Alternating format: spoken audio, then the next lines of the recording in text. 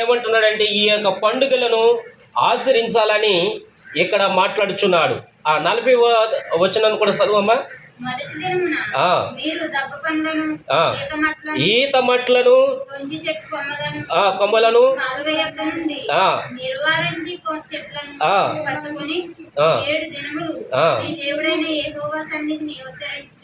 దేవుని స్తోత్రం, హల్లెలూయా.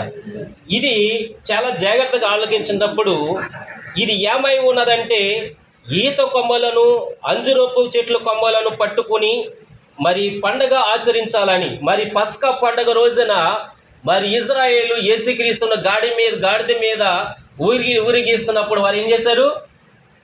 అంజురపు చెట్ల యొక్క ఆకులను మరి అక్కడ ఆరాధిస్తున్నట్లుగా మనం చూస్తున్నాం. దేవుని స్తోత్రం.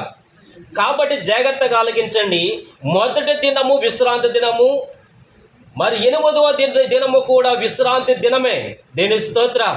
ఈ పండుగలలో అందరూ కూడా ఆచరించాలని ఇక్కడ రాయబడి ఉంది.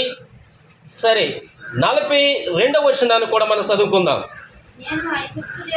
నేను ఐగుప్తు దేశము నుండి ఇశ్రాయేలును రప్పించినప్పుడు వారిని పర్ణశాలలో నివసింపచేసేదనని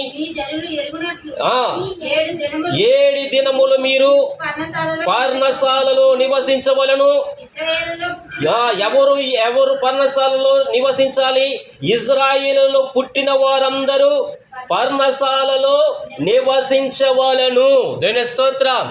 ఇజ్రాయేలు యొక్క గోత్రములు ఇజ్రాయేలు మాత్రమే ఆ యొక్క పర్ణశాలలో నివసించాలి.